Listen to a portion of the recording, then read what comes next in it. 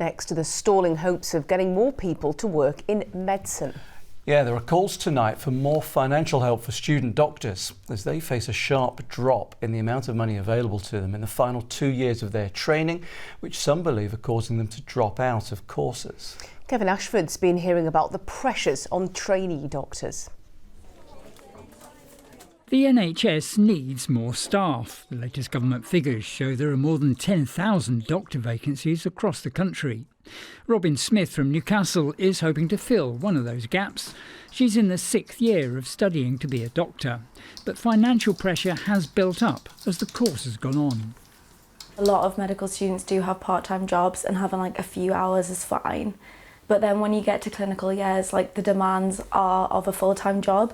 So if you're already working the level of a full-time job alongside your studies, it's kind of impossible to have that as well as having a good work-life balance, good mental health, good academics and progression.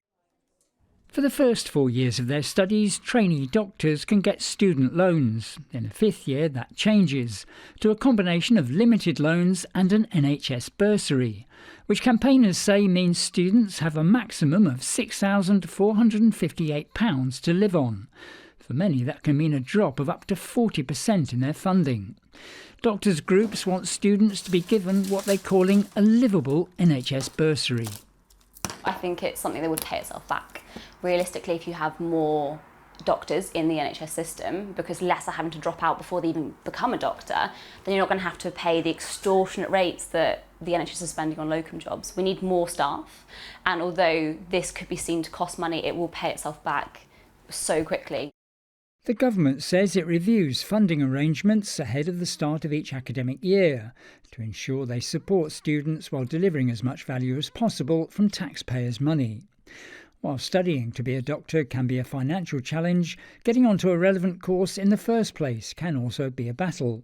16-year-old Lexi wants to be a doctor in the NHS. The main thing is the care for patients, the care and need to help people, as I always feel great satisfaction in helping others, and I feel like the only way in which I can make a positive change in society is just by working in the medical field, getting to know people, getting to help people.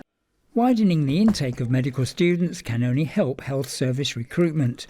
However, concerns remain that more financial support is needed for many of those training to be our future doctors. Kevin Ashford, ITV News.